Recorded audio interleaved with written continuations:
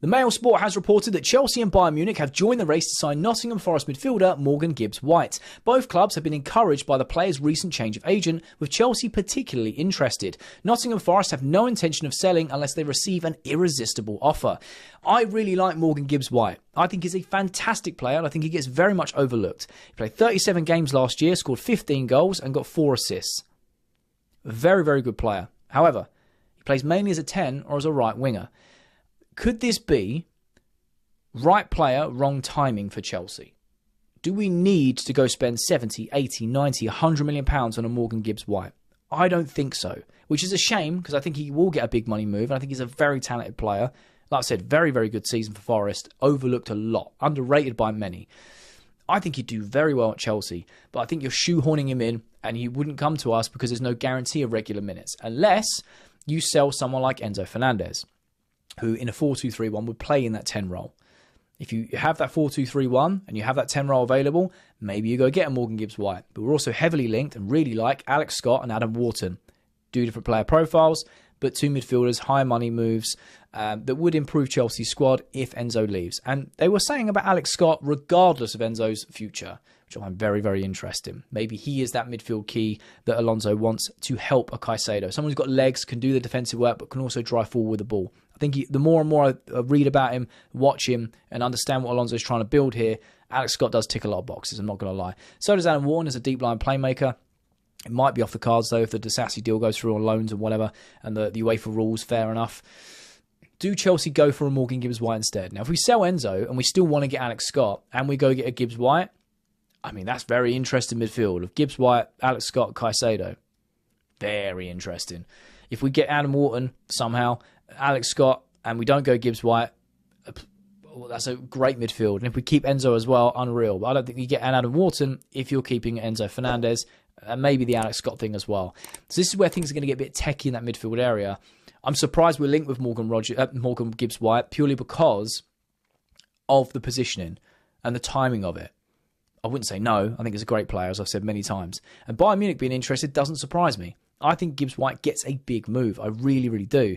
I just don't know what an irresistible offer is for Nottingham Forest. They sold Elliot Anderson for 116 million. I would not pay anywhere near that for Gibbs-White. I wouldn't pay anywhere near that for Morgan Rogers. And I know it's not my money and whatever, but I just wouldn't. I think that's way too much money. I don't see Chelsea doing that again, unless it is for a Wharton or an Alex Scott. I don't see them doing it for a Gibbs-White, unfortunately, as much as I rate the guy. So this is going to be very interesting. And the Mail Sport, it could be paper talk, but realistically, I think there must be a few legs to this because this summer they've been very, very bang on. I can't really dispute the Mail Sport. It might be 1 or 2 things they're wide on the mark on, but most of it has been fairly concrete. So I'm led to believe there is a little bit of legs and a little bit of momentum between this. It could just be we're throwing a name in the hat. It could be genuine interest we're going to push for and have talks about. Who really knows? Appears content to keep Fernandez and make him part of his rebuild, though Chelsea hold an interest in Alex Scott. This is where things get very, very sticky, very techie, and very interconnected with other players at other clubs, especially in the transfer window. Real Madrid shut the door on the interest. They also wanted Rodri, who's now chose Barcelona by the looks of it, and we're going to see how that unfolds. It looks like Rodri is leaving City, which means City now need a midfielder. City have money. Maresca admires Enzo Fernandez, unlocked a level of ability in that as that box-crashing midfielder, got the best out of him, absolutely loves him. That door's now open. Arsenal have signed Bruno Guimaraes. That door's now closed. I don't think he would ever go Arsenal anyway, but they've signed their midfielder. Camavinga wants to stay at Real Madrid, so maybe that even reaffirms that the door is shut. But Real Madrid look like they're losing out on Rodri, which is one of their targets.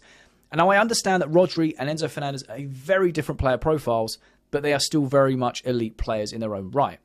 So, what happens here? Alonso's come out and said he's content with keeping Enzo. He's happy to have him part of the squad. He wants him as part of the squad. And I think he has to say that because he's the poster boy for Blueco. He's got many, many years left on his contract, and he's a very good player. And you guys know I've never really sold my stocks in Enzo. My opinion of him has changed off the field. But as a footballer, I rate what he does. He's passionate. He always plays for the badge. He's got a bit of grit about him. People hate him. He's very Chelsea in that sense. He obviously wants to leave. Let him leave. And that's where I'm at with it. If he wants to go, I'd rather a player not be here and leave than be not as good as him and just fight for the badge. That's just where I sit personally. Would I like to sell him to a main rival of Man City? No, I wouldn't want to do that. But £120 million is £120 million.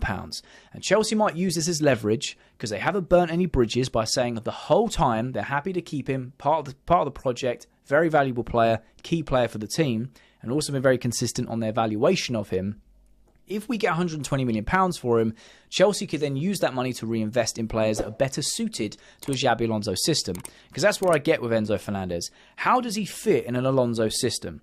He can be the partner to Caicedo, but he's not a deep-line playmaker.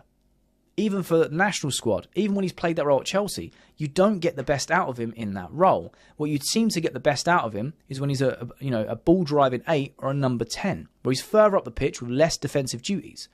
Now, unless there is someone else that can come in and partner Caicedo, and maybe it isn't Alex Scott, maybe it isn't Adam Wharton. I couldn't imagine a midfield of either Scott and Wharton, Caicedo and Enzo. That's unreal. Then maybe Enzo stays and plays in that 10. If we're playing a 4-2-3-1, maybe that's what happens. I don't know if that makes our squad better or worse in an Alonso system, and it'd be down to Alonso to kind of figure it out, essentially. At the same time, if we do sell him and we then have that sort of amount... With regards to Newcastle United losing Bruno Guimaraes, the fans are saying, who's the replacement? We need a replacement. We need someone to go into our midfield. This is the very latest here in London at Sky Sports News, and it comes from one of our key reporters, Keith Downey, who says Newcastle United are exploring a move for Marseille midfielder Pierre-Emile Højbjerg. The Danish international is valued at around £15 million and could potentially be an option for Newcastle United, who are looking to add some experience to their squad following the departure of Bruno Guimaraes.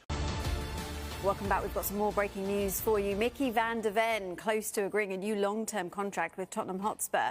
Sky Sports News understands that talks are progressing well and that an agreement is close. The Dutch centre-back has got a deal until 2029 at Spurs. He moved to North London back in 2023 from Wolfsburg. We'll, of course, keep you up to date with any developments there and any other transfers as well. Something shifted at Cobham this week, and nobody outside the building was supposed to notice.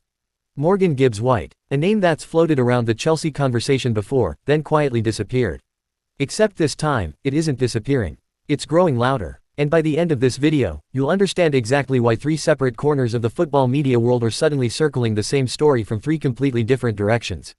We're going to walk through this the way the real newsroom does it, not through one leak, but through a pattern. A Sky Sports whisper, a Romano confirmation, and a third voice that ties the whole thing together with numbers nobody else had yet. Start where British football always starts, with the broadcasters who sit closest to the training grounds. The tone from Sky's transfer desk has been careful, deliberately so, the kind of caution reporters use when a deal is real but not yet signed off.